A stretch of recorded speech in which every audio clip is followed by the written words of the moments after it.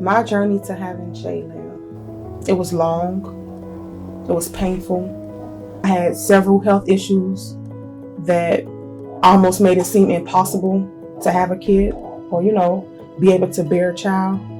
I was told I was pregnant. I was happy, but I was also terrified because of my previous history with pregnancy. I can't even begin to tell you how many days I cried, I prayed, I was frustrated, I wanted to give up. And God just kept telling me, it's not on your time, it's on my time. And his timing was 6 years later from 2016. Because back in 2016, I had a stillborn baby that made it further than Jaelynn did. The number one risk factor for a preterm birth is a history of one. So she was seeing us basically to see was her cervix, what we say, long to make sure it can hold a pregnancy, or did she get something called a clog, just a stitch in her cervix to make sure it stays closed for duration of pregnancy.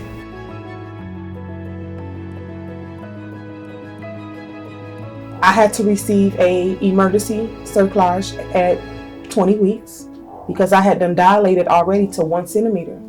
So it was a very critical, procedure. But thanks to the doctors, they performed it.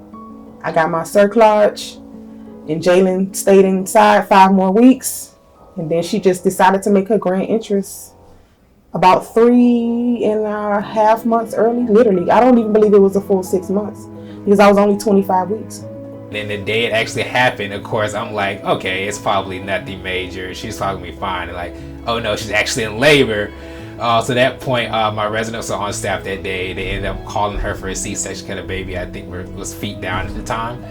She went in for an emergency C-section just to make sure that we protect the baby so she wouldn't labor through the cerclage or have a baby present feet down.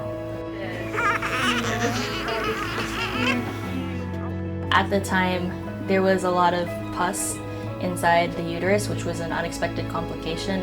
It's called chorioamnionitis, and Jaelynn was swimming in it.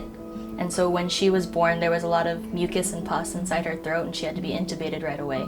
The intubation took 2 attempts, which is means that there was a lot of secretions in her throat.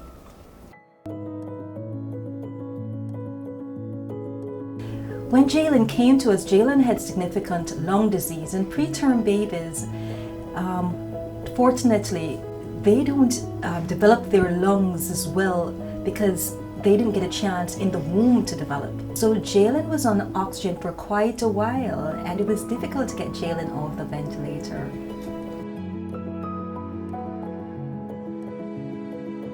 Most miraculous thing is most babies in what we call their honeymoon phase, in the first 2 months, their vitals look good, they're very stable over time, but I don't think Jaelynn actually ever left the honeymoon period. So I think there's a higher power watching out for her.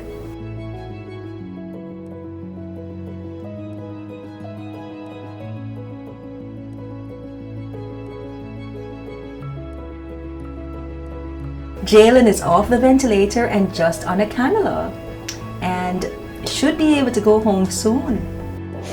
You guys saved my life, saved Jaelynn. This new happiness that I have is all because of them.